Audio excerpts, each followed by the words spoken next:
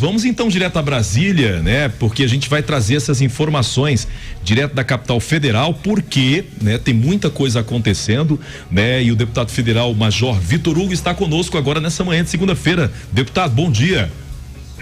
Bom dia, Fred, bom dia, Ravena, bom dia, doutora Alessandra, né? E a todos que estão nos ouvindo, nos assistindo aqui no Jornal do Sucesso. Prazer estar aqui novamente.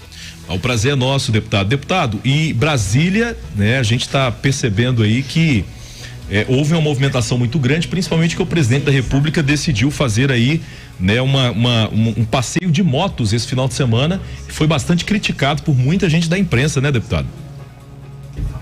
Bom, essas críticas são esperadas, né? A gente viu aqui em Brasília mais de 5.000 motos, num movimento em homenagem ao Dia das Mães. Acho que é uma forma até de unir as pessoas, de fazer com que a gente saia um pouco desse clima de derrota que a gente tem vivido, né? Todos nós vividos assim, pela imposição que a pandemia traz pra gente, não só pelas mortes que têm acontecido, que nós nos solidarizamos, né, com todas as perdas que tivemos. Então, em alguma medida, é uma homenagem merecida a todas as mães do Brasil e feita de uma forma ao ar livre, né, de uma forma espontânea, como o nosso presidente sempre gosta de fazer. Deputado, agora um assunto que me chamou muita atenção, que eu li esse final de semana, que eu achei muito especial, é a duplicação da BR-153, né, que vai, se eu não me engano, até Paraíso ali no Tocantins. Acho que não é Paraíso, mas vai até no Tocantins, até o norte do país.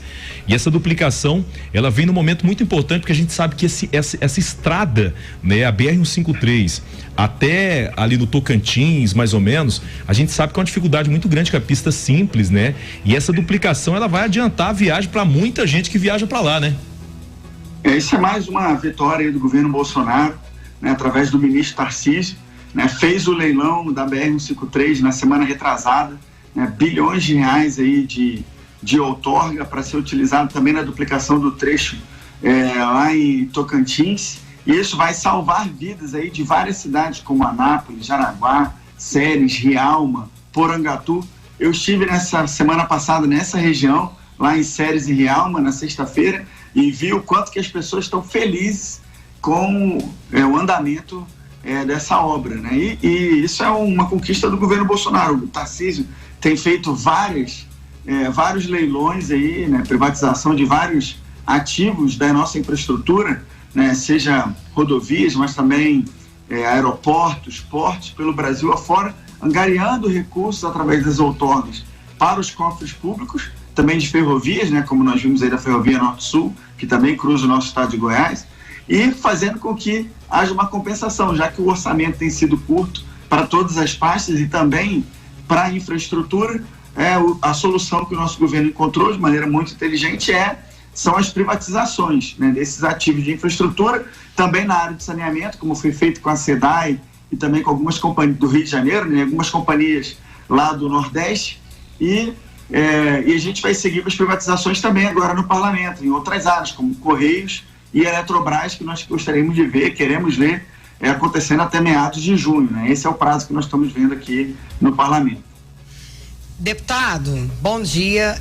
Ontem o presidente Bolsonaro mais uma vez convocou manifestações, né, em desfavor tanto do STF quanto de governadores e prefeitos que querem aí fazer o isolamento social e até mesmo fechamento de comércios.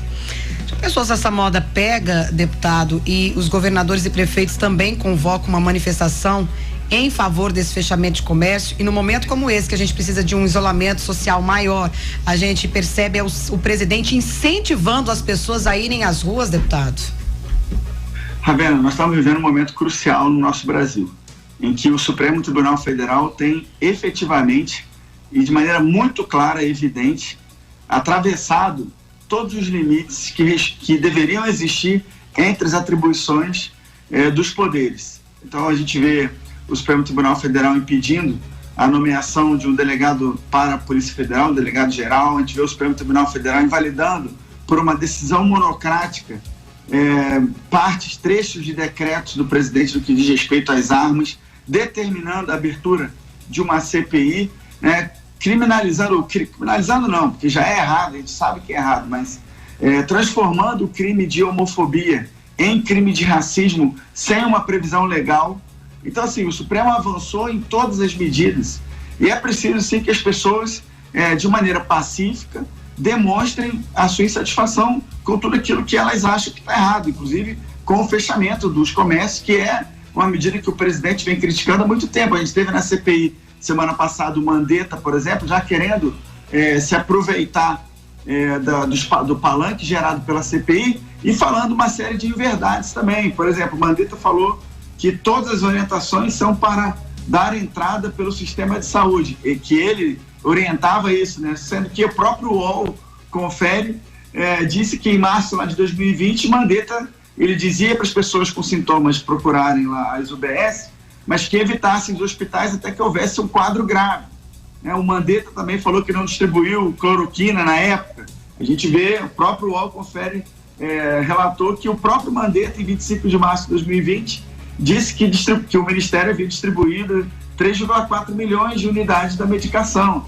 Então, ele também falou que combatia a tese de que as cidades quentes, tropicais, não teriam problema, e o UOL Confere também disse que em fevereiro, o próprio Mandetta, do ano de 2020, o próprio Mandetta falava, né, que o vírus teria surgido em baixa temperatura e que o verão brasileiro era pouco propício para o vírus. Então, a gente vê que existe toda uma concertação em torno do presidente, e o STF está sendo, na minha opinião, está atuando de uma maneira claramente política com essas decisões, e é preciso, sim, que não só a gente tenha uma atuação na Câmara dos Deputados, como tivemos na semana passada, uma tentativa de colocar mais algumas amarras, alguns freios e contrapesos contra o Supremo, naquela votação que nós fizemos na CCJ para criar o crime de responsabilidade pela usurpação do poder legislativo por parte de ministro do Supremo, e nós perdemos por um voto apenas, né? Vamos votar essa semana o voto em separado do deputado Pompeu, que rejeita o projeto,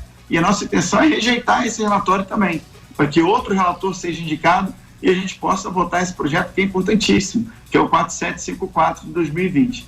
Então é uma luta constante e que as manifestações fazem parte dessa luta, na minha opinião. Major, Alessandra Nardini falando, os meus cumprimentos ao senhor, e eu gostaria que o senhor, primeiro, dar os parabéns pela iniciativa que o senhor tem tido em relação à educação.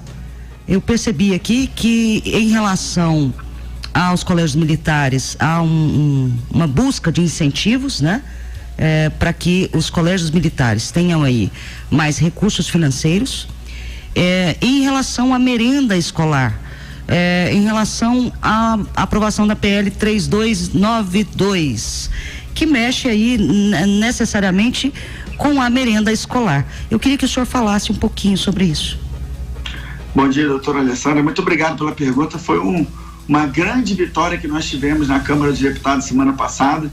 Eu vinha construindo esse projeto de lei 3292 de 2020 já há meses. Na verdade, nós construímos durante meses, apresentamos formalmente no ano passado e conseguimos aprovar depois de uma grande luta no plenário da Câmara contra a oposição e luta nos bastidores, até conseguimos pautar a urgência e depois o mérito desse projeto, que é um projeto que vai garantir para as nossas crianças uma alimentação mais saudável a partir da disponibilização de leite fluido, né, de leite líquido, natural, para as crianças, e vai valorizar também os pequenos produtores de leite do Brasil, que hoje, em grande medida, são reféns dos grandes laticínios que recolhem ali o leite diariamente desses pequenos produtores, mas que não dizem, não informam nem quando, nem quanto vão pagar. Então, pelo litro de leite, e mais de 1 milhão de famílias espalhadas pelo território brasileiro e mais de 60 mil espalhados pelo território goiano, são pequenos produtores de leite que produzem menos de 200 litros de leite por dia. Às vezes a família tem 5, 6 vacas ali que produzem e não tem apoio de nenhum setor, tem sido verdadeiramente esmagados aí também pela pandemia, e nós conseguimos encontrar então uma forma de aliar duas grandes necessidades, né? Melhorar a merenda escolar das nossas crianças a partir de um alimento saudável, o que é importantíssimo para a educação, para o aprendizado, ao mesmo tempo que a gente incentiva, protege os nossos pequenos produtores de leite, que são guerreiros, que estão fazendo um grande trabalho. Então, fiquei muito feliz, é meu primeiro projeto de lei aprovado na Câmara dos Deputados.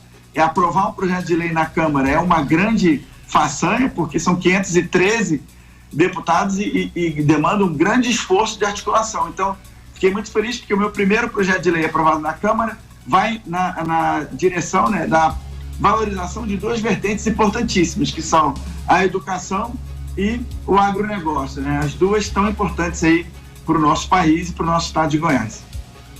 Obrigado, meu querido deputado federal Major Vitor Hugo, pelas informações de hoje, direto de Brasília. A gente tem muito assunto para discutir aqui, é tanta coisa. Queria falar do dinheiro lá, dos créditos para os microempresários, né, de 750 milhões solicitado pelo governo federal, mas a gente vai voltar em outra oportunidade para falar disso. Major, obrigado, viu?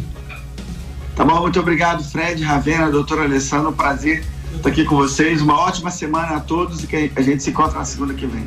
Grande abraço. Um abraço.